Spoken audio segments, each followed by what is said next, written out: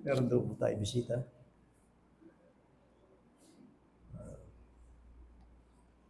Pamilya yata ni AJ.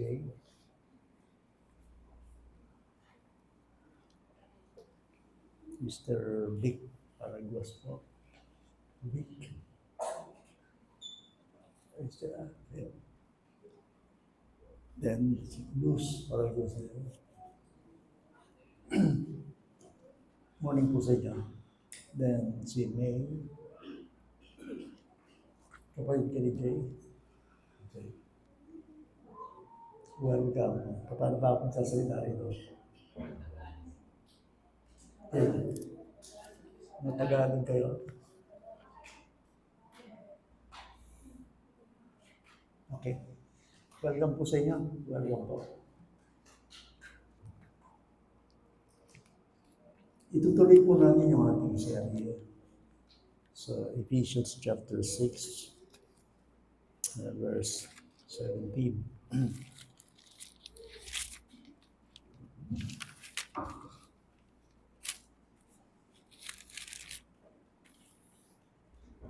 Wala daw po yata si Brother Ruben, no? Wala siya.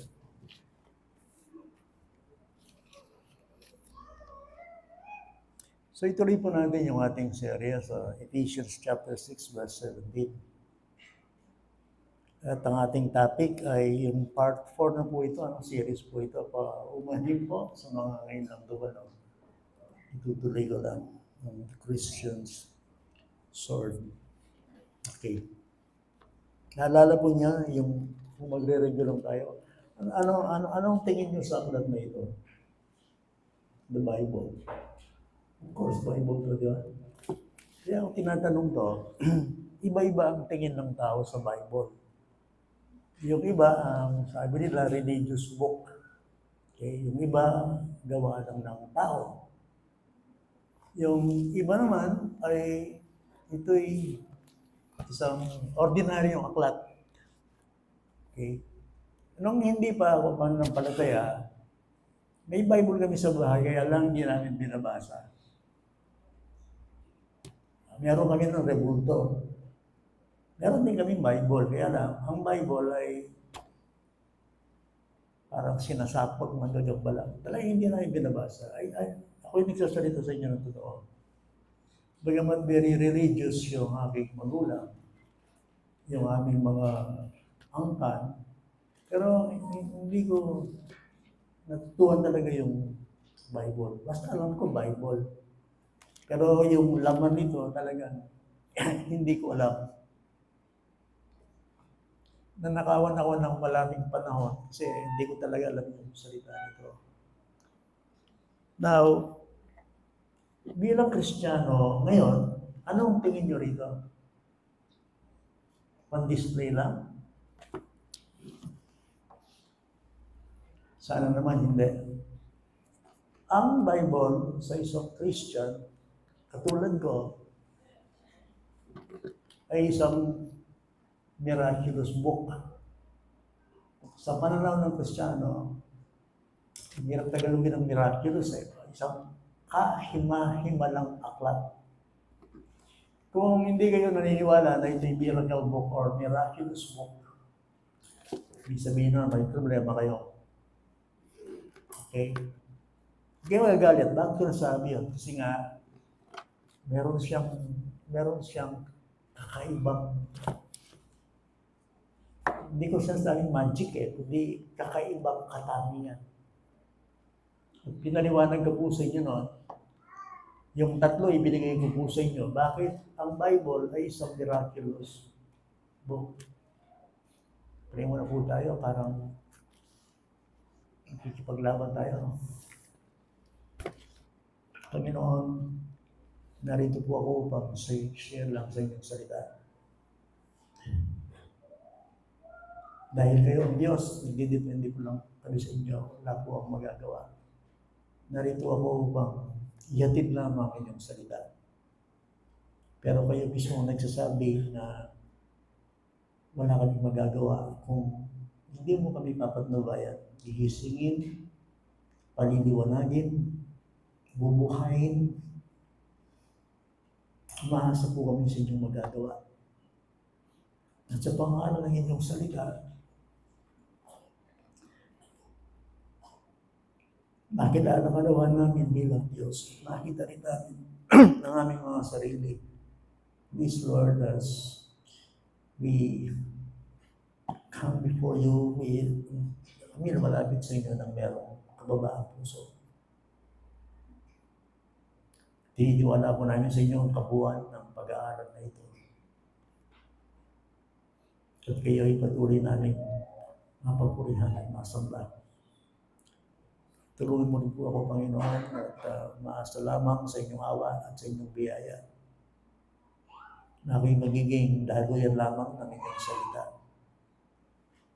At kayo nawa ang siyang magseryo ng inyong salita sa aming mga puso.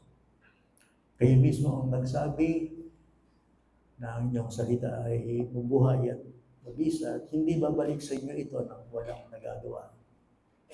So umaasa po kami sa sinabi mong yun sa Isaiah na ang inyong salita ay makapangyarihan. Thank you, Lord, sa pagkakataong ito, isang malaking pribileyo na kami makarinig ng inyong salita. This we pray in the mighty name of Jesus Christ, our Lord. Amen. So, muli kong babanggitin sa inyo yung tatlong nakuha natin. Okay? Bakit ang Bible ay isang miraculous book? Okay? Pasensya na yung mga wala dito last Sunday. Hindi ko na siya i-expound ng maliwanag pa. Kasi yung time natin. First, ang Bible ay miraculous book kasi yung kanyang origins. Kanyang pinagmulan. Na ang Bible ay mismo galing sa bibig ng Diyos. Okay?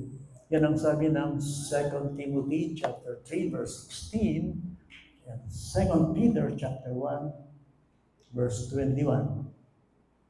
That all scriptures is God's breathed. Breathed out by God. Ilabas ng Diyos. The Bible is God breathed. Sabihin, galing sa bibig ng Panginoon. Yun. Dahil ang Bible ay galing sa Diyos, wala sa mali.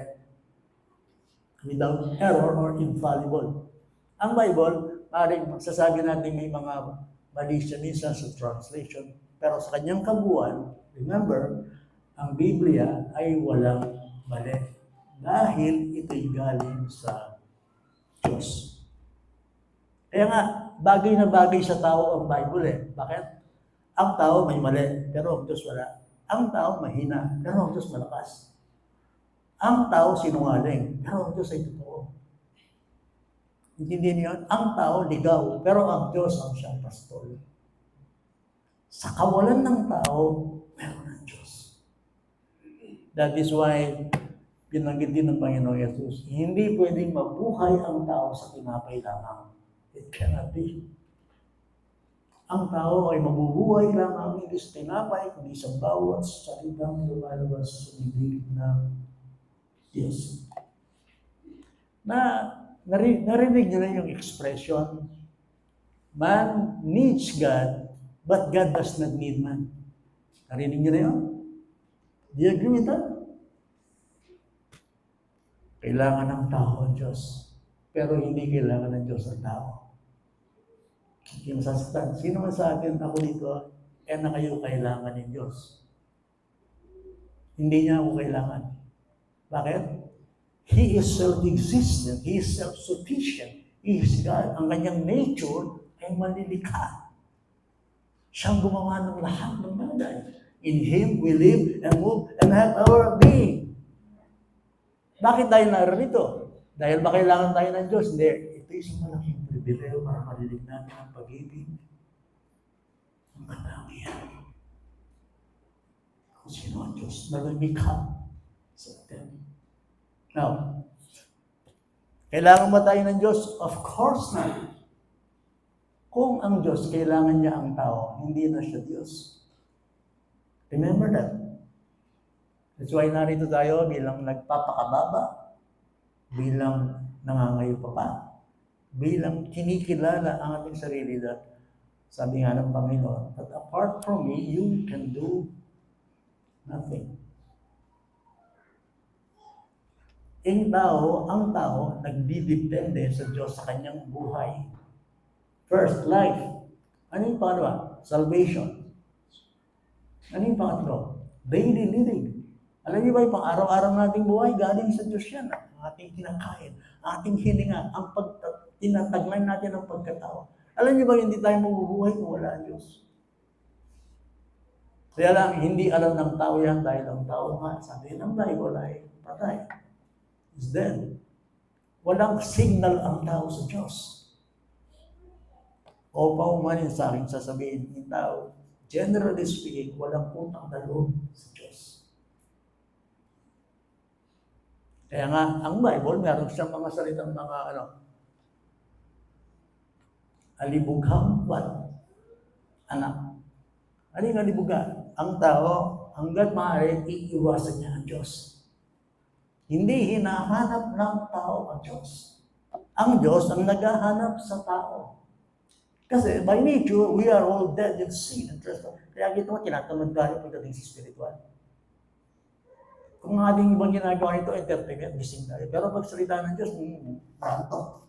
Wala ng gana, sana matapos na. Ganun yung bagay. By nature, ganun tayo. Wala ang Holy Spirit, patay tayo lahat.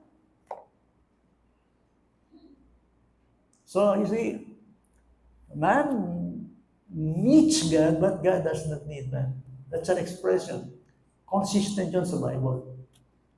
So, origins, kaya nga ang Bible ay salita ng Diyos, kay Maimada, kasi yung kanyang pinagbulan. Remember, hindi galing sa tao ang Bible. Hindi ginusto ng tao na isulat ang Bible. Maliwanag yun sa 2 Pedro.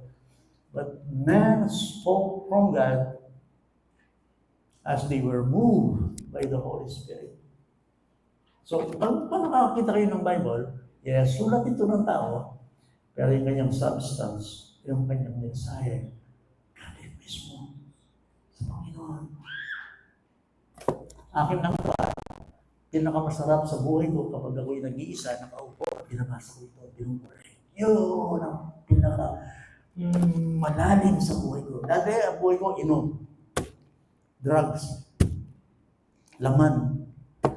Ganun ang buhay ko. Pero nung tinawag ko ng Panginoon at niligtas sa Panginoon, pinakamasaya, pinakamalalim, pinakatotoo, pinakaseryoso buhay, pinakamaligaya kapag ako'y nakaupo, pinabasa ko ito. Really? I'm serious. I'm serious. Bakit? Kasi ito yung access ko sa Diyos. Access, bali access, ito yung daan ko sa Diyos. So, nakilala ang Panginoon sa kanyang salita. I imagine nyo po, nung sakali, nagtitipon tayo dito, walang pulpito. Imagine na nito. Nagtitipon tayo dito, kumakanta, nagpipray, pero walang pulpit, walang salita ng Diyos. Anong mangyari sa atin? Na.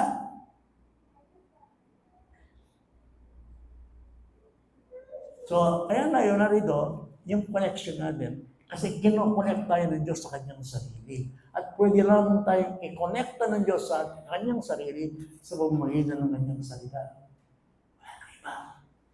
Wala nang iba.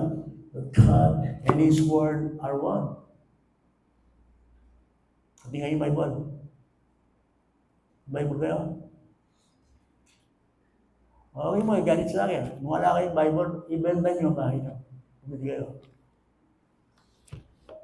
That's true? Oh, yes! Yes! Bakit? Kasi nga, ito'y nagpapakilala ng sino ang Diyos. Ang lumikha sa atin. Ano yung pangalawa? Bakit ang aklat na ito ay miraculous? Because of its remarkable unity. Tapos na tayo doon. Ano yung pangatlo? Fulfilled prophecy. Ano yun? Ano yung sabihin nun? Lahat ng hula rito, simula ng unang panahon, ay nabigyan ng katuparan. Maliban sa isa, ano yun? Ang pagbabalik ni Kristo. Darating ang pagtatapos. Darating yung sinasabi ng Bible na pagtatapos, paghuhukom. Darating yun. Okay? Kasi ang Bible nga hula. Nakasulat dito. Dito mo talaga kikilalanin ng Diyos kung sino siya. Ang Diyos ng Bible ay walang katulad. Bakit? Well, ito sabi ng Bible sa kanyang sarili. Alam niyo, ang Panginoon, revelation niya ito sa atin. Revelation means ito yung kanyang kapahayagan. Nagpapakilala siya kung anong klaseng Diyos siya, ang kanyang karakter, ang kanyang gusto, ang kanyang ginawa, at kung ano ang kanyang plano at ang kanyang mga pangako sa atin. Anong sabi ng Diyos sa kanyang sarili? Pag binasa mo ang Isaiah, nakikinig ba kayo? 46. I am God, there is no other. Sabi ng Panginoon, I am God, there is none like me. Why? I declare the end from the beginning. My purpose shall stand. Ang tini ng Diyos. Hindi pa nangyayari, sinasabi ko na kung ano ang mangyayari. Tayo ba, alam natin ang mangyayari bukas? Hindi ba? Alam mo ba, kung kailangan mamatay? Hindi ba? Hindi natin ang detalye ng buhay, hindi natin ang mga mangyayari. Hindi tayo tiyak. Kahit sa araw lamang na ito, we are all uncertain. Pero ang Diyos, alam niyang lahat. Alam niya yung mangyayari. Bakit? Siya Diyos. Kung ang Diyos, hindi niya alam ang mangyayari sa hinahanap, hindi siya Diyos. See? Na, dito ba, sabi niya, sa huling panahon, ito yung magiging ugali ng tao. Siguro naman, kayo, minsan, kahit di ka nagbabasa ng news, nanonood din, sakali, alam mo ang salita nito, alam mo ang nangyayari sa daigdig eh. Ano ba ang senyales sa huling araw? Sinasabi ng Bible, sa huling araw, ang mga tao, magiging materialistic lang. Walang spiritual. Kumakain, umiinom, nag-aasawa, nagsasaya, hanggang doon lang, alang spiritual. Katulad ng panahon ni Noah, bago nilulog ng Diyos ang daigdig nito, ang mga tao, walang ibang iniisip kundi ang physical lang at pang-material lang. Yun ang kanilang saya. Hindi ko sinasabi masama yun sinasabi ko lamang, sa huling araw, walang iisipin ng tao kundi ang kanyang tiyan. Hindi niya iisipin yung kanyang kaluluwa. Hindi niya iisipin yun. At alam ng Diyos yun. Kaya sinasabi ng Panginoon. So, origins, remarkable unity, fulfilled prophecy, ito yung pangapat. Nire-research ko lang ito, at dito siguro, ay minsan magbabasa ako para wag akong magkamali.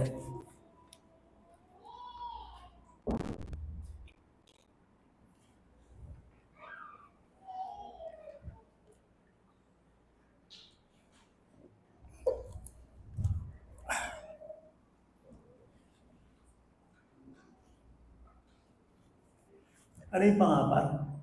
Oh Lord, help me. God, help me.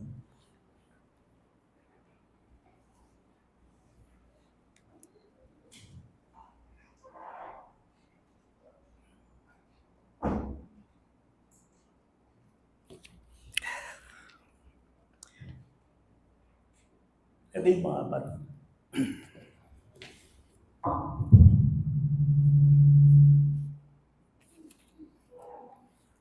Pangapat is each preservation. Okay. Okay, magsasawa. Inuulit-ulit ko ako sa importante. Okay, first, origins. Second is each remarkable unity. 3 is fulfilled prophecy. Then 4, na ang Bible ay isang hindi ordinaryong aklat dahil sa kanyang preservation. Anong preservation sa Tagalog? Pagpapanatili. Okay? Anong ibig sabihin nun? Na bakit ang Bible ay ibang klase ng aklat? Sapagkat ang aklat na ito ay iniingatan ng Diyos. Maraming nagbuwis buhay sa Biblia. Sa ngayon, hawak-hawak ninyo. Kakala nyo ang Bible nakarating sa inyong palad na gano'n na lamang. Hindi. Kamali kayo. Of course, Ang daling bumili ng Bible ngayon. Ang tindi ng ating mga cellphones ngayon, di ba? Iba't ibang translation. May Tagalog, may Ilocano, may Ibambangan, may English. Ang gaan ngayon para magkaroon ng Bible. Di ba? Hindi ba? Hindi ba ako nagsasalita? Well, alam ng Diyos, ang Diyos, sabi ng kanyang salita, ay magpapakilala sa huling panahon, talaga sa tao. Kaya nga, the more na tumatanda tayo, the more na daigdig ay nagagalidor, the more na kumakalat ang salita ng Panginoon. Hindi mo kaya siyang pigilan. Maraming nagbuwis buhay sa Bible. Pero pinrepreserve ng Panginoon. Ano pinipreserve? Talagang iniingatan niya. Para sa ganon, makapagsalita ang Diyos sa bawat henerasyon, maging sa panahon namin, 2026. Walang sinong pwedeng makapagsabi na hindi siya inabot ng salita ng Diyos. Ang Diyos ay magsasalita talaga sa tao kasi darating ang araw ng pag-uumog. Aharap ang bawat isa sa atin, each one of us. Sa Diyos na ito na nagsabi, hindi ko lang alam kung kailang araw na yun. So, ang ginagawa namin, ang Diyos ay nagpapakilala sa bawat isa sa atin. At kaya nga, pinipreserve niya ang kanyang salita. Let me read, sumunod ko na ito. At babasahin ko sa inyo. Mismo ang sinasabi ng salita ng Diyos. Ang sinasabi ng awit 12, talatang 6 hanggang 7, I will pakinggan lang ninyo ang sinasabi ng Bible sa kanyang salita. Ang mga salita ng Panginoon, verse 6, ay mga dalisay na salita, gaya ng pilak na sinubok sa hurno sa lupa na 7 ulit na dinalisay. Oh boy! Pag naririnig mo ang salita ng Diyos, wagas yan. Walang dumi. Walang kasinungalingan. Talagang dalawa ang tanim niyan. Totoo ang sinasabi niya. Isang bagay na hindi magagawa ng Diyos sa tao na yun, ang magsinungaling. God cannot lie. He cannot lie. He cannot fail. He cannot err. Ang salita ng Diyos ay dalisay. Ibig sabihin, di ba, ang sarap kasama ng isang taong hindi sinungaling. Di ba? Dala niya nga yung tao, di asang maglaro, wow, para akong nakasandal sa pader. Sabihin mo sa akin ng isang tao na nagsasabi ng totoo, hindi ako niloloko, kahit masakit kung totoo yung kanyang sinasabi. Yun ang hinahanap ko. Sasabihin sa akin yung totoo. Ganyan ang Diyos. Yes, ang salita ng Diyos, matalim yan, talagang minsan umaaresto talaga yan. Pero hindi siya magsisinungaling. Why? Because God is the God of all truth. He is truth. And the truth shall set you free. Alam niyo ba, ang pinaka-importanting abalo ng tao? Alam niyo ba, ang pinakamahalaga dapat malaman ng tao? Ang totoo. Ayaw niyo ba malaman ng totoo? Eh, sino magsasabi nun? I tell you, hindi ang religion nyo. Hindi ako. Pero ang Diyos. Magsasalita. Ayaw mo ba na magsalita ng totoo ang isang bagay? Ang Panginoon. Ang Panginoon, ang siyang makapagsasabi sa atin ng totoo. At yan ang kanyang salita. Wagas. Dinalisay. Walang halo. Sabi nga ng Bible, let God be true and every man a liar. Kung may sinungaling ako at kayo, di ba kayo nagsisinungaling? Wala bang nangyaring kasinungalingan sa buhay nyo, sa buong kasaysayan ng inyong buhay? Pero ang Diyos, kahit si Diyos, and I say this with reverence, hindi siya nagsisinungaling. Then, sabi nga ng Bible, you will know the truth, and the truth shall set you free. Lalaman mo ang katotohanan, at ang katotohanan ang magpapalaya. Nung ako kaya kayo nandito kayo, lukluk kayo, makiramdam ba? Kahit kumakarga ka ng bata, Bill, makikinig ka.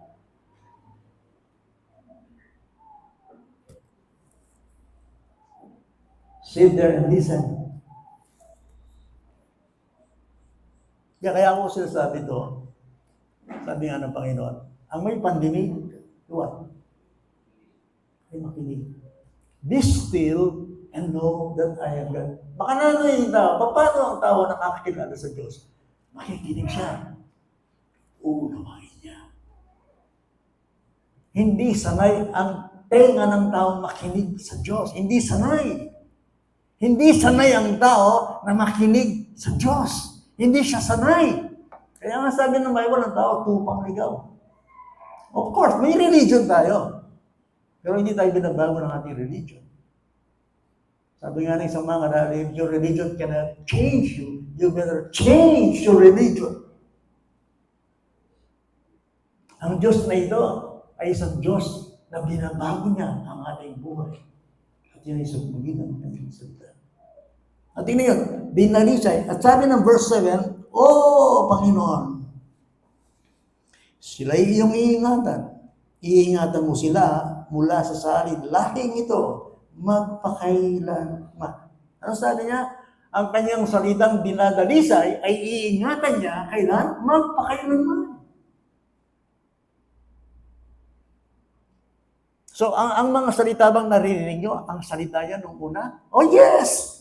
Bakit hanggang ngayon? Narito ang salita ng Diyos. Narito ang Bible. Bakit hanggang ngayon kumakalat? Bakit hanggang ngayon ang salita ng Diyos ay patuloy na pinakinggan? Sapagkat ang salita ng Diyos ay iniingatan niya. Let me read for you. Ang damo ay natutuyo, ang bulaklak ay nalalantang, ngunit ang salita ng ating Diyos ay namamalaging magpakailanman.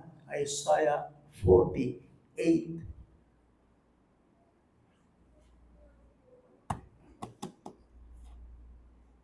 Ang damo raw, nalalanda.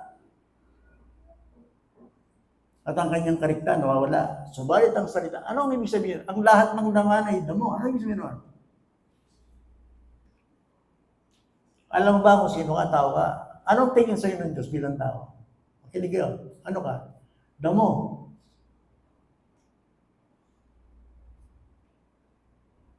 Ano ibig sabihin na ang tao, damo? Hindi mo nalalanta? All flesh is grass. Sabihin mo, maganda-ganda ka ngayon. Madalas na naman sabihin Okay, maganda-ganda ka ngayon. Ngayon yun. Bukas makalawa, ano ka na? Lukot ka na. Hindi ba naman kasi yung sarili natin? Parang kailan lang, siguro 16 years old.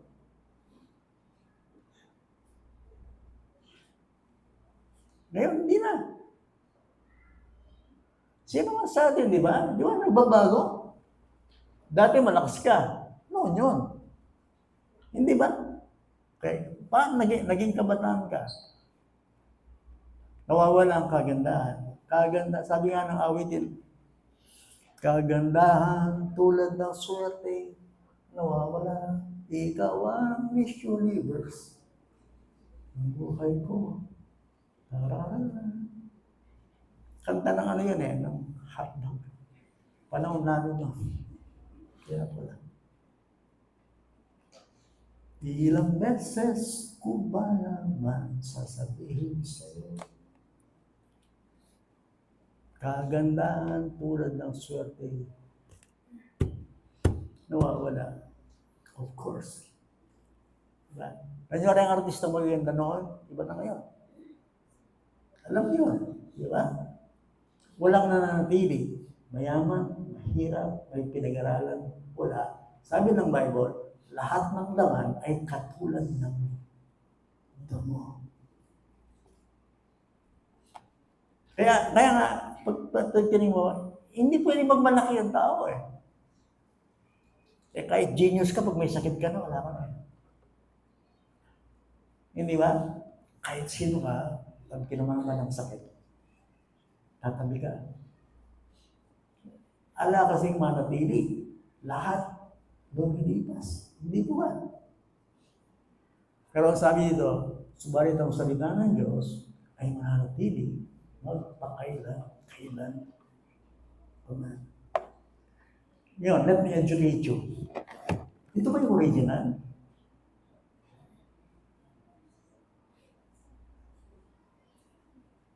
Simple yan naman eh. Of course not. Sama yung original na Bible. Wala na yun. Isip-isipan niya, hindi kung yung original na salita ng Diyos, ito, anong gagawin natin? Hindi sasambahin natin. Halimbawa, yung Bible na ini, ito yung Hebrew Bible, ito yung original. Ano gagawin ko? Hindi sasambahin ko ito. Katulad ng ginawa sa tansong ahas sa Bible, di ba? Sinamba nila. Alam niyo naman ang tao, ay hindi sumamba yan eh. Kahit anong makina, matanda ito. Ito antik, ito maganda. I-venerate ko ito.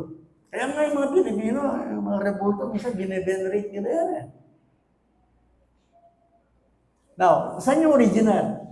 Yung original, wala na yun. Yung original na papel, yung original na tinta, yung pagkasulat, yung MSS, yung autographs. Ang unang Bible, tanda na niyo yun, bayan nga yung yan, ala pa naman imprinta noon. Walang imprinta. Hindi pa na-iimbento ang imprinta, ang printing press. Anong ginawa ng Diyos? Kumasangkapan siya ng mga tao na isusulat kamay sa kamay ang salita ng Diyos. Anong ginagamit nila? Merong papyrus, merong balumbon, merong tela, merong balat ng hayop. Anong ginagawa? Ibang klaseng tinta. Pag pinag-aaralan niya yan, yung autograph. Paano yung sinulat ng Bible noon? Kamay.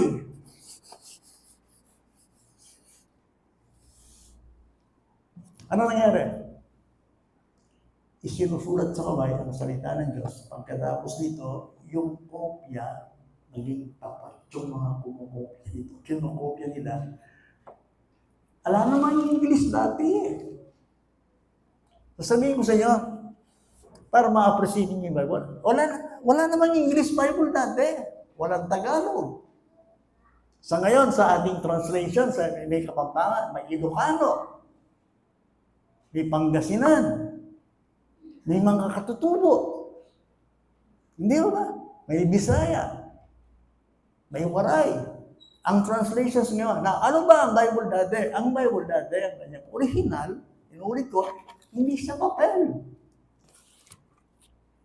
Dito mo sasambahin ng Diyos kung paano niya iniingatan ang kanyang salita. Sinulat ang Bible, kamay por kamay. Tapos nito,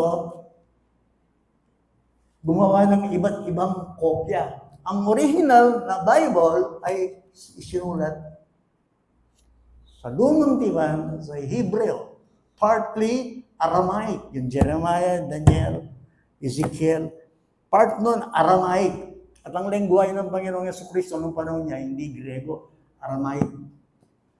Pero ang buong New Testament ay sinali nito, galing ito original sa Greek. Grego. Ito yung salita ng unang panahon ng lengguwahe, ito yung Grego. Yung lahat ng aklat ng New Testament ay galing sa Grego. Ngayon, di yan pala sila, yes, isinulat siya sa papyrus, sa balumbong, tapos yung tintang ginagamit. Kamay yun, kamay! Ngayon, paano ito nakarating sa atin? Ano itong Bible? Tagalog? Kotargo, kotagal lang, baka iniisip nyo, ganyan-ganyan lang, bibili ka ng Bible, nakarating sa inyo ganyan. Hindi. Buwis buhay yan. Sino ang unang-unang nag-translate ng English? Dati Latin yan eh. Tapos si William Tyndale. Tingnan mo kung paano gumalaw ang Diyos ng unang panahon. In the 15th century, si William Tyndale, dahil ang Bible Latin, gusto niya ng bawat tao magkaroon siya ng Bible at magkaroon siya ng access sa Diyos na kanyang salita. Bawat mananampalataya ay dapat magkaroon ng salita ng Diyos sa kanyang sarili. Kung sa oras na ito matatanda na tayo, wala pa kayong Bible, shame on you.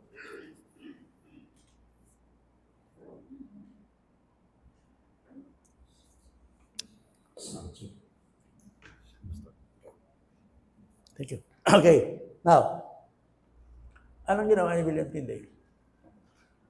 Latin, scholar to ha, taga-Oxford to. Hindi basta-basta ng tao ang mga ginamit ng Panginoon sa Bible. Sabi ko siya, buwis-buhay sila.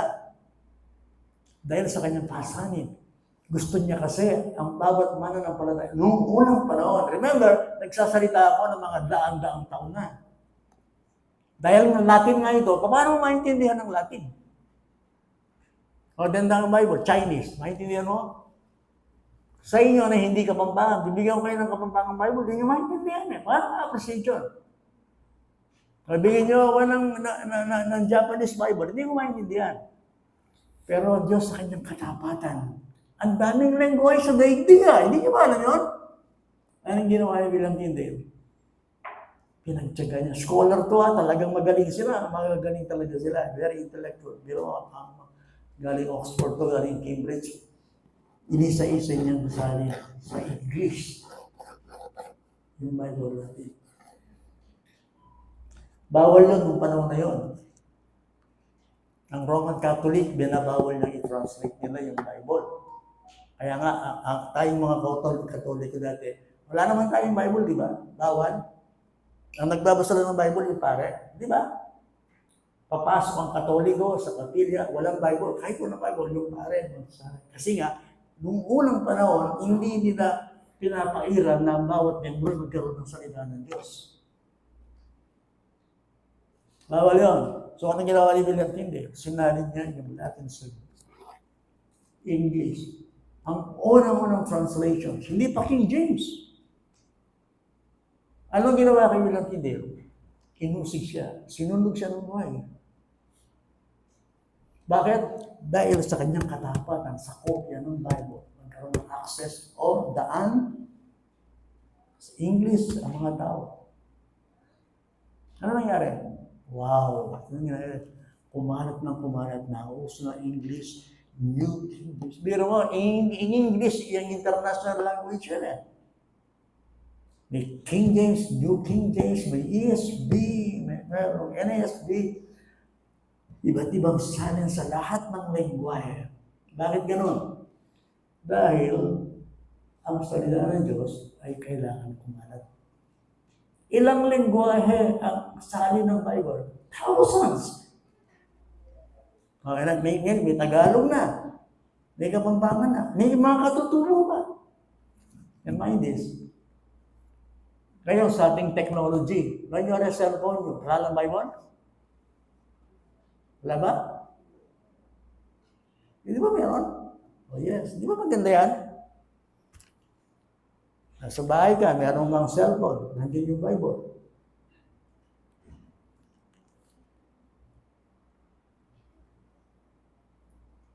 Ayan ang nangyari, kaya nga nagkaroon ng maraming kopya. Kopya dito, kopya doon, kopya dito, kopya doon sa Bible.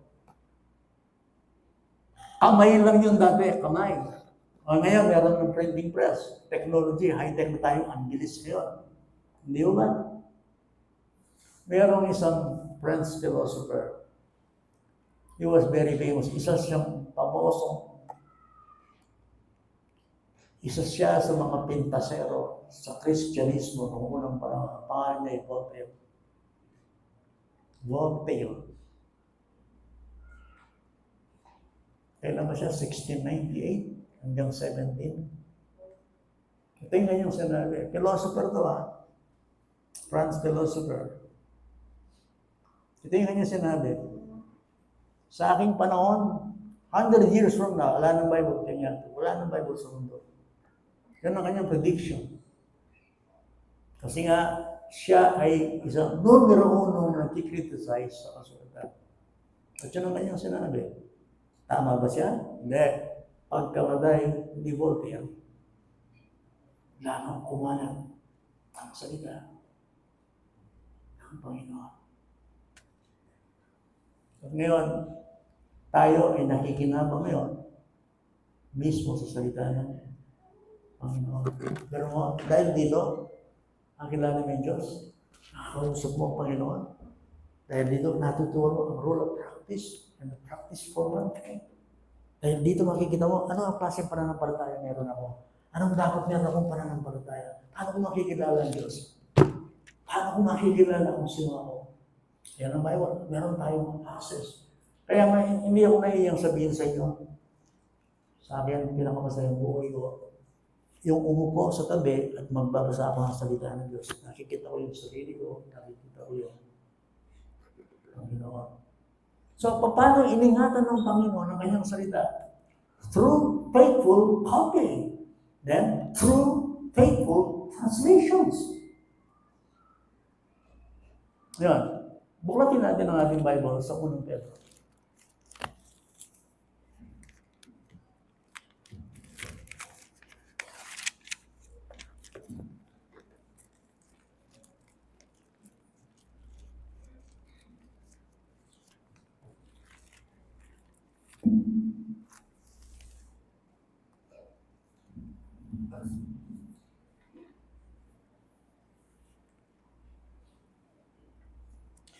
Kung sakali wala kayong Bible, meron tayo dito. Okay ba?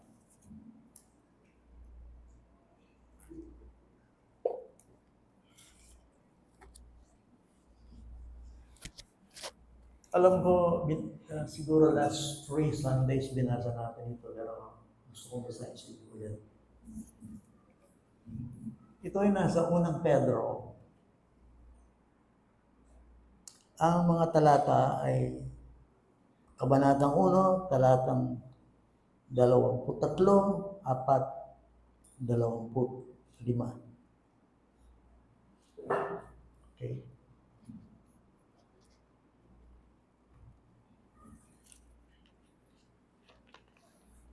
Ito ang ating magbasa. Please unawain po nyo, no? Okay. Ang kinakausap dito ni Pedro, believers. Yung mga nagkaroon ng bagong buhay kay Kristo. Okay? Sino sila? Ito yun.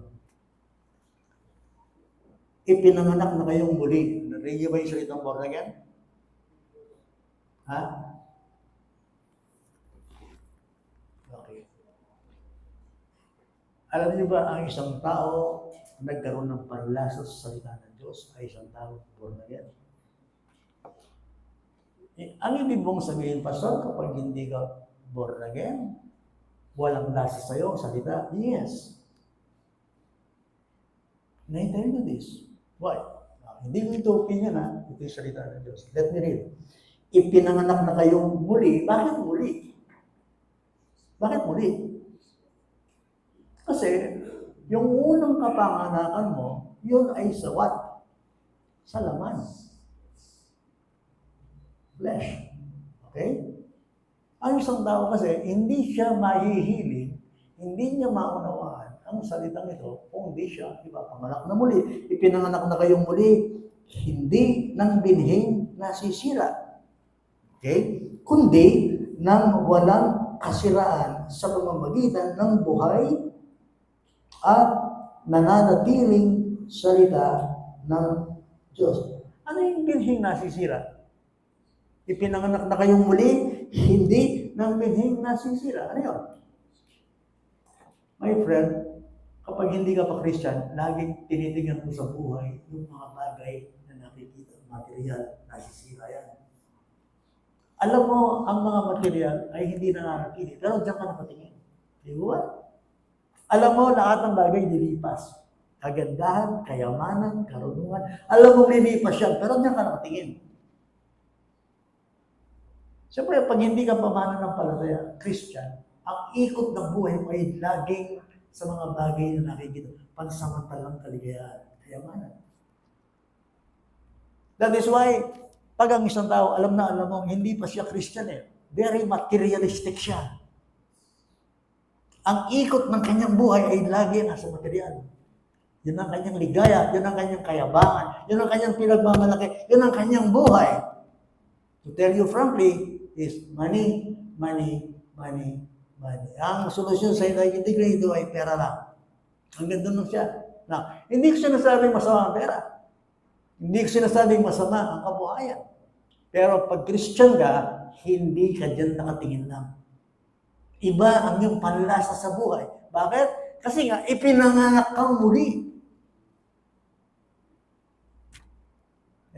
Pag sinabing born again ka, hindi yung papasok ko ng born again. Hindi yun. Pag sinabing ikaw ay na born again, nakakilala, ipinanganak kang muli, Ang magiging pagkain mo ngayon ay mismo ang salita ng Diyos. Ano sabi ito?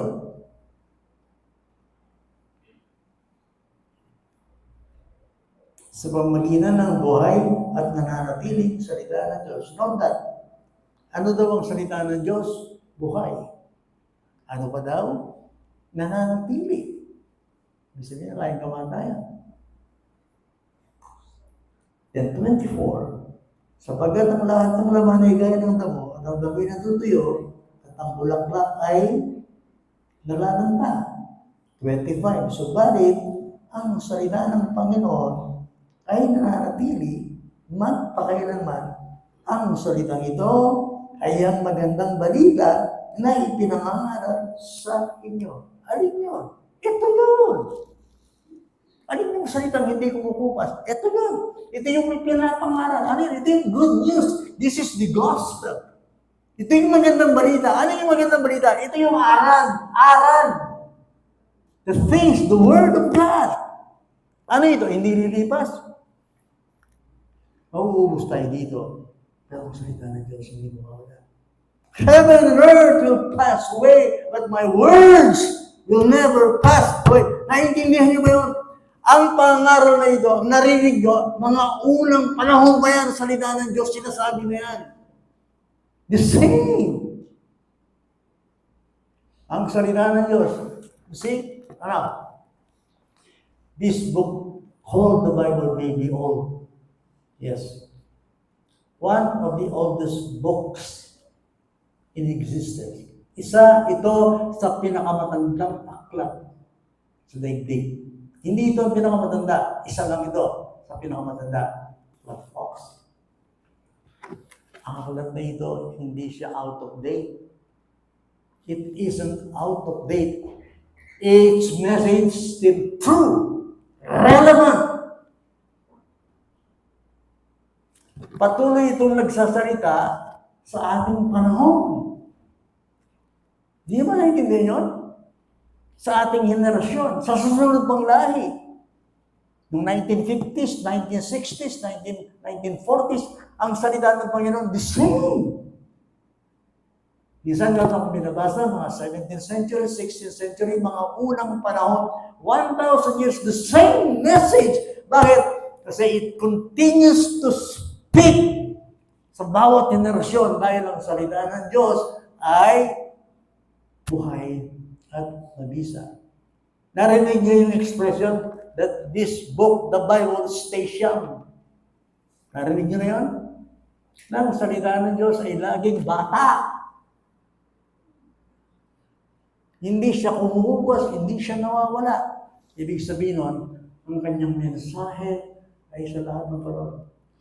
Yung magiging apo mo ba at yung magiging apo mo ba sa tuhod, kung darating ba yun, ito pa rin ang salita. Yung mga susunod na lahi natin, ano ang kakalat? Salita pa rin ng Panginoon. Para makilala nila Diyos.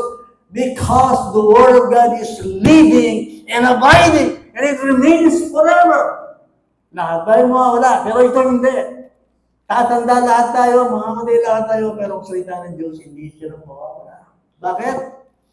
Sabagat ito'y nananatili, magpakailanman. At ito ang mensaheng sinasabi ito, pero nangarap ko sa inyo.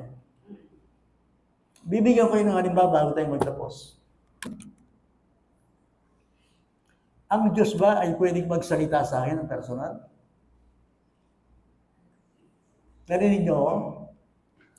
Ang Diyos ba ay pwedeng magsalita sa akin ng personal? Abay, nung yung Diyos ay magsalita ng personal, watch out.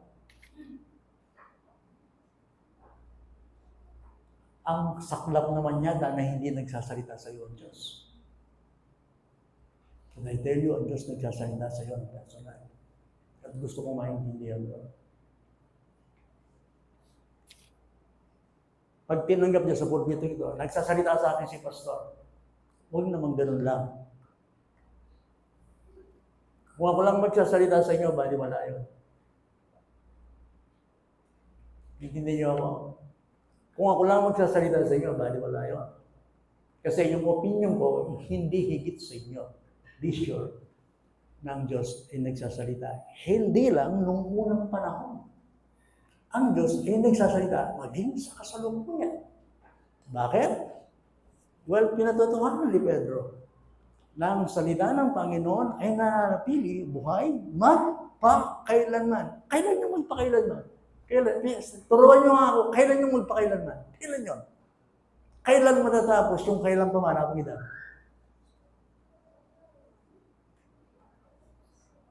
Please educate me. Kailan ba yung magpakailanman? Hanggang kailan yun?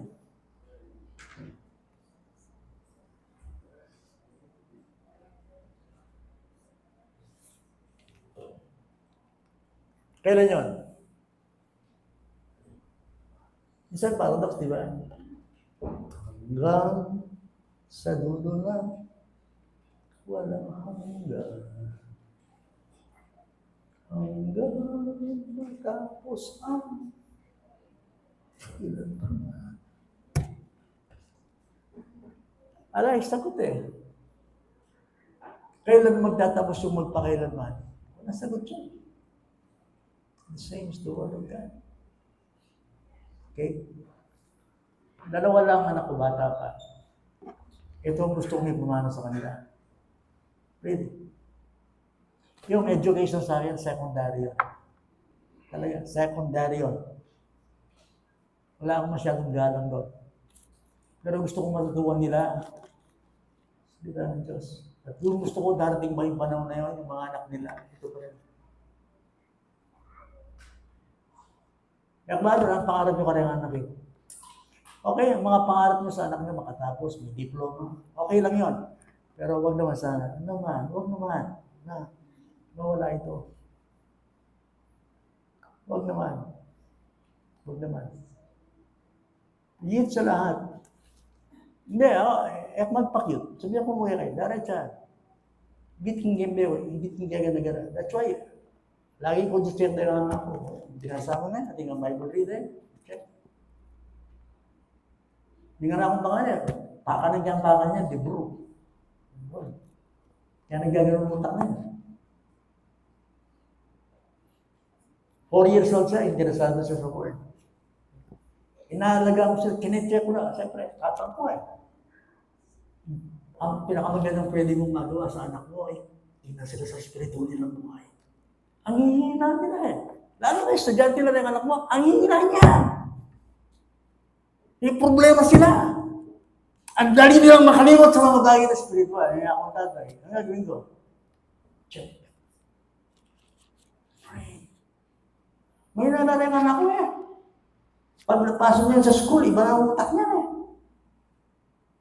Ibang dahigbing nila eh. So, anong gagawin ko? Check. O, ito yung Bible reading mo. Bubasa ka na. Ito yung lampshade mo. Ito yung book. Dito. Alam mo talaga, ang hirap nilang pastulan. Kasakit ang pastulan ng tao. Hindi niyo ba naiintindihan? Ang hirap pastulan ng tao. Diyos lang talaga makagawa. Pero tinecheck ko, bakit ayaw ko talaga mawalay sila sa salita ng Panginoon. Okay, sige, pumapasa kayo, okay. Pero huwag lang ganoon. Huwag ganoon. Ba't ko sinasabi to? Siyempre, sa bahay ko, ayaw ko mawala to eh. Pinaka-safe lamang para hindi mo inaalala ang iyong mga anak ay matuto sila ng salita ng Diyos. I'm serious. Dati-dati hindi ganun eh. Basta makatapos na lang ganito. Pamilya ka, maswerte ka sa buhay, kumita ka, okay na. No, hindi ganun. Dapat si Kristo nasa bahay. Nasa upuan ng Panginoon, nasa kanyang salita. Kilala nila ang Panginoon sa kanilang buhay. That's it. Di ba? Ang sarap mo. May mga anak ka, pero ang salita ng Diyos, alam nila, may gano'n sila. Sarap mo. Kung yung anak mo, puro gadget, puro basura, balon. Nakikita ng anak mo, natuto sila. Sino pastor? Magulang. Sa panahon ngayon, basta ang mga anak, bata pa, hindi sila lumalaki nito, ang may kasalanan, magulang. Tiyak yun. Magalit na kayong magalit. But I'm telling you the truth. Ang pastor kaya bala yung tatang. Kung ang mga anak mo, bata pa, opportunity yan. Kasi hindi pa sila matigas eh. Eh pag yan ba yan, titigas na yan. Sagwa na naman yan. Pag merong anak, lumaki na yan at hindi mo nakapalaki yan, naku, palit ko lagi. Hindi kayo na mga apo. Sumusuporta lang kayo. Huwag kayong magpalaki ng apo. Hindi nyo responsibilidad yun. Tama punta rito. No? Mga laki ng kasalanan yung mga lolo at lola. Totoo. I tell you. Yes. Ito, dinadala ko, message ko sa Betis, nani doon. Sila yung nagsumusundo sa mga apo, sila yung nahihirapan. Ako. Tapos sana nagpapahinga na, pinahirapan, nagtatrabaho, nasa abroad, sa magulang, binibigyan ng pera, pero dito, kaya po, sana na yung karigyan. Dahil mo, sakyan. Alam mo naman yung mga apo, mahal nila yung magulang. Kaya lang, ang problema, pag ang magulang, hindi natutuwa yung bata. Nasa Panginoon tayo, it's supposed to be ganun, brother. Okay? Now, ang Diyos ba'y nagsasalita pa sa panahon ko? Ang Diyos ba'y nagsasalita sa akin? Okay, ang tanong ko ito, makikinig ka ba kung ang Diyos magsasalita sa'yo? Makikinig ka ba? Nagsasalita ba ang Panginoon sa panahon ko, sa akin, personal? Kasi nga, tignan nyo ito sulat ni Pedro. Sa palagay ninyo, kung halimbawa si Pedro actual, narito, sa pulpit nito, yung apostol, si Pedro, palagay nyo, hindi maraming tao pupunta rito. Halimbawa, si Pablo, o kaya, ilagay natin dito, mismo si Jesus Christ nandito, siya mag-preach. Ano mangyari? Eh di magiging crowded to? Kasi lahat gusto makinig si Jesus Christ. Actually, live eh. Hindi ba? Kaya nga minsan nasasabi natin, kung ang Panginoon nandito lang sa panahon ko, siguro susunod ako. Magsiseryoso ako. Siguro, kung si Kristo nandito lang, siguro talagang susunod ako. Makikinig ako. Really? Si Kristo at ito, pareho. Ngayon, kung iniisip mo, si Kristo ay wala dito, at ito, hindi sila pareho, wala kayo problema mo. Bakit? Ang salita ng Diyos ay mananatili. Magpapakailan. Kaya nga sabi nito, ito ang salitang ipinangaral ko sa inyo. This is the word. Kaya sabi niya, ito ang salita na aking isi-share, ipinapangaral sa inyo. Ang sabi ng verse 25. Yung tignan natin ang sinasabi ng word. Buksan natin siguro sa huling pagkakataon, sa Romans chapter 10.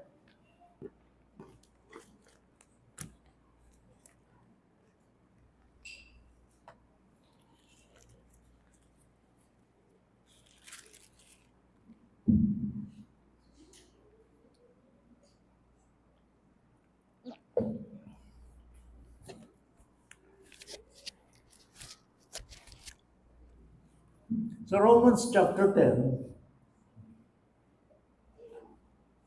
simulan natin sa verse 5. Onward, ang sabi rito, sapagkat sumusulat si Moises tungkol sa pagiging matuwid na batay sa kautusan, na ang taong gumagawa ng mga bagay na ito ay mabubuhay sa mga ito.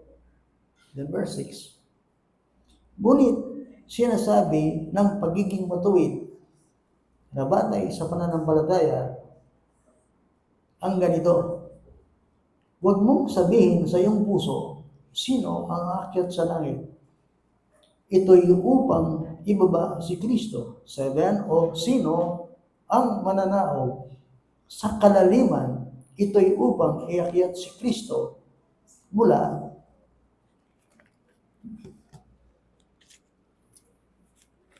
mula sa mga patay. Na makinig kayo, dali.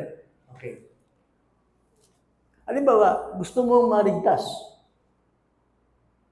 Gusto mong pumunta ng langit. Okay? Anong gagawin mo? Aakyat ako sa langit. Okay? O kaya, bababa ako sa lupa. Paano ba pwedeng maligtas ang tao? Kasi nga, live, wala ang Panginoon sa lugar natin. Ganyan po kagaling yung Bible. Ganyan po kagaling yung Bible. Sabi daw, kung saan ka nakaupo, pwede kang masave. Halimbawa ngayon, saan ka nakaupo? Diyan sa likod. Hindi mo kilala ang Panginoon. Diyan sa kinaupuan mo, pwede kang maligtas. Bakit? Dahil sa kapangyarihan ng salita. Kahit anong edad, kahit anong sitwasyon sa buhay, pwede kang masig. Hindi mo kailangan umakyat sa langit. Hindi mo kailangan pumunta sa Israel. Hindi mo kailangan pumunta sa isang kapilya na ganito o simbahan para maligtas. Hindi ikaw, gusto mo maligtas? Okay. Hindi mo kailangan na gawin ang anumang bagay. Merong sinasabi ang Bible. Paano ko maliligtas? Diyan mo makikilala ng salita ng Diyos ay makapangyarihan. Ano sinasabi? Tingnan natin ha. Okay. Pagdating ng verse 8, Romans chapter 10. Ngunit ano ang sinasabi nito? Ang salita ay malapit sa iyo, nasa iyong bibig, at nasa iyong puso. Ito ay ang salita ng pananampalataya na aming ipinangangaral. Anong issue? Para tayo maligtas. Anong issue? Yung issue, yung salita. Ngayon, ang salita ba? Ang sabi niya, malayo sa iyo? Hindi. Ang salita ay malapit sa iyo. Anong ibig sabihin nun? Hindi niyo ba ako naririnig nagkikit sa inyo? Hindi niyo ba ako naririnig na sinasabi ko sa inyo ang salita ng Diyos? Salita ng Diyos ito, hindi ko ito salita. Pag nireject niyo ako, nire-reject niyo ang Diyos. That's the point! Kung gusto ko ma-save, nasa iyo ang salita. Ang ibig sabihin nun, ang Diyos ay nagsasalita sa akin. This was addressed to me. The Holy Spirit had me in mind. Noon pa, sinulat yan, pero ikaw ay nasa isip na ng Espiritu Santo, kinakausap na. Now! Ito'y malapit sa iyong puso. Ayan ang malapit sa iyo, nasa iyong bibig, sa iyong puso. Ito ay ang salita ng pananampalataya. Ano yung pinangaral? Ano ang ating pinangaral? The gospel. The word of God. Gusto mo ma-save? O ito, masisave ka dahil sa salita. Malapit sa iyo. Di ba malapit? Di ba narinig mo? Ano? Sabi ng verse 9, sapagkat kung ipahahayag mo sa pamamagitan ng iyong bibig, si Jesus ay Panginoon at sasampalataya ka sa iyong puso na binuhay siyang muli ng Diyos mula sa mga patay. Ano ka? Hindi mo kailangan pumunta sa Jerusalem. Hindi mo kailangan makita si Jesus Christ ng live. Hindi mo kailangan makita si Pablo dito na siya nag-preach. Hindi, nasa iyo ang salita. This is the wonder of divine inspiration. This is the wonder of this book. Kaya nga salita ng Diyos yan eh. Ibig sabihin natin yung kanyang power. Ibig ko sabihin, nakaupo lang ako dito, pwede ako ma-save. Yes. Ano ang sayo? Nasa iyo ang salita. So anong gagawin mo? Confess Jesus Christ. In your heart. Ano sabi niya? Surely, you will be saved. Kaya nga, lalabas ka dito na hindi ligtas. Kasalanan mo yan. That's for sure. Para kung ilalagay natin sa spiritual, aliwala akong magsalita kaya kayo. Hindi ako nagsasalita sa inyo. Sino nagsasalita? Diyos. God. God. So noon pa, the Holy Spirit had me in mind. At yung isip ng Diyos, kanita po. Ito yung salita.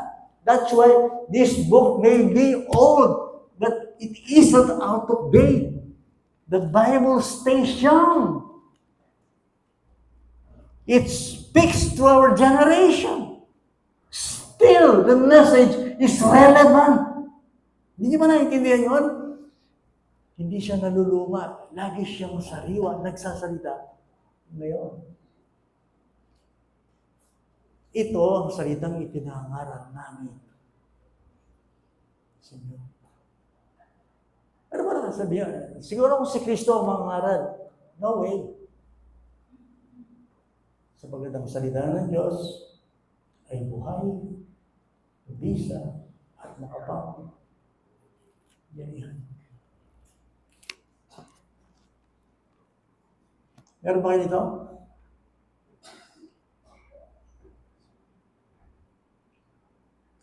Hindi po mga kapatid, malaki ng pasasalamat natin. Meron tayo dito. Diba? Pero kung meron ka dito, may access ka sa Diyos. Access yung ibig sabihin, may daan ka po sa Kanya.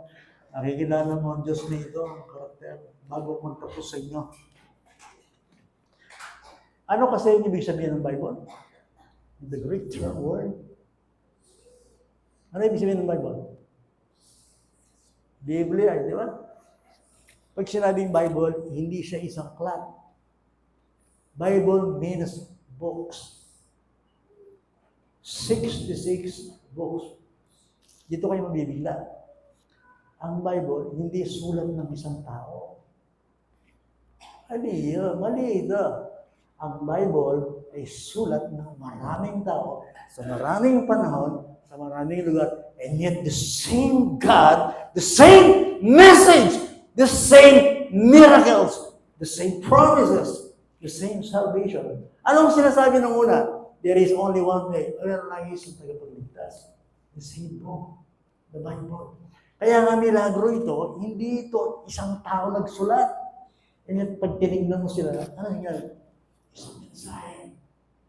Isang Diyos, maraming saksi.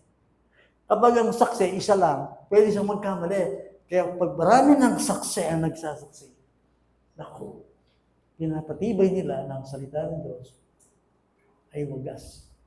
Narinig nyo na ba yung salitang acronym ng Bible? Narinig nyo na yun? Bible.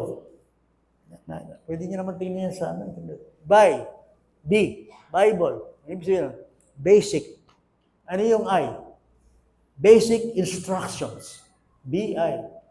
Then B.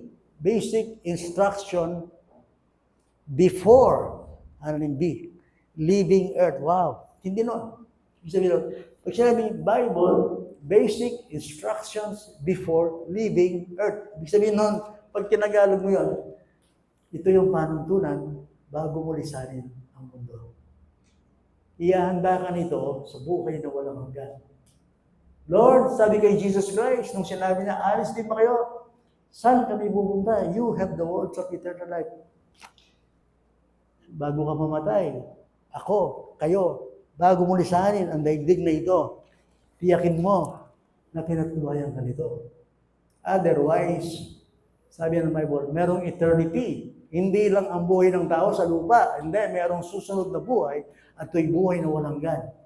Ang buhay doon, wala nang pagsisisi.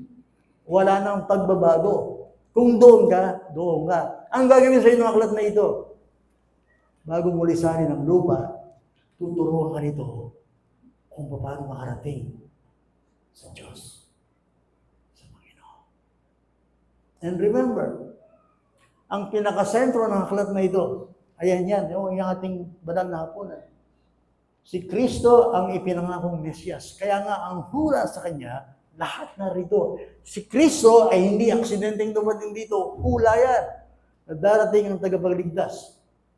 Upang bigyan tayo ng Panginoon ng isang pag-asa. Let me read this final verse in Romans chapter 15, verse 4. Before we pray.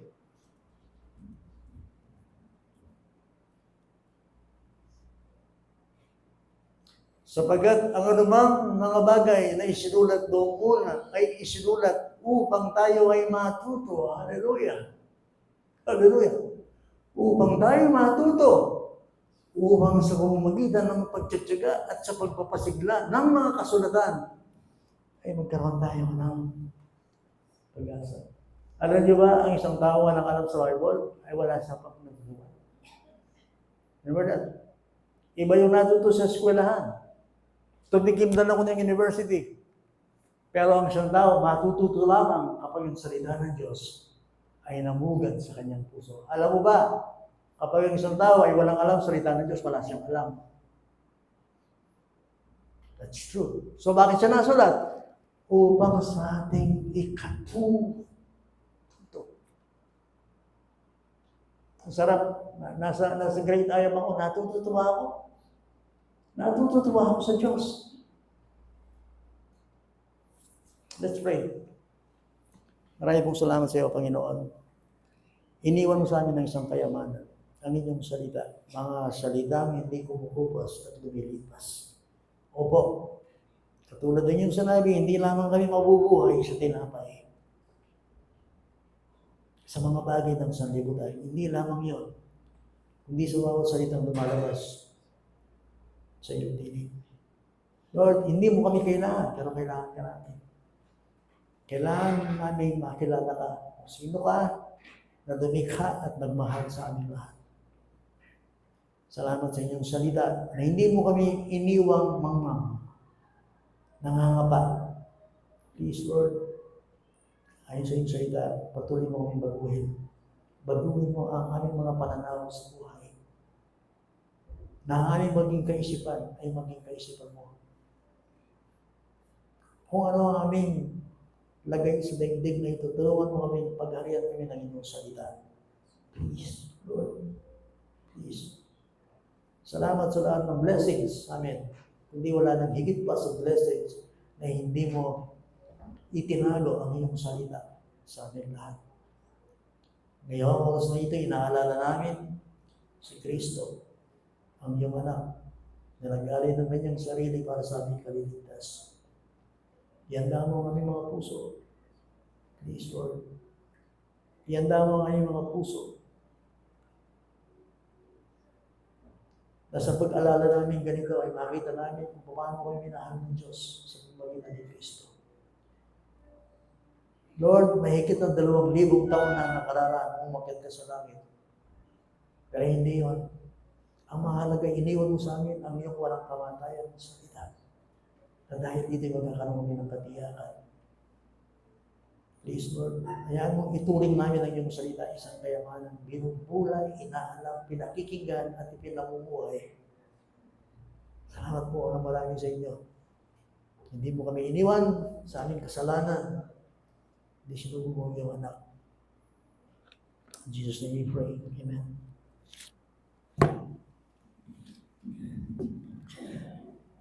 Sino po yung mag-pray sa atin?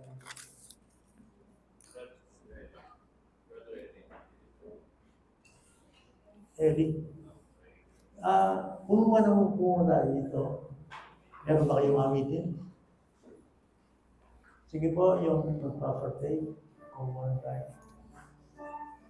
Let us celebrate the goodness of the Lord.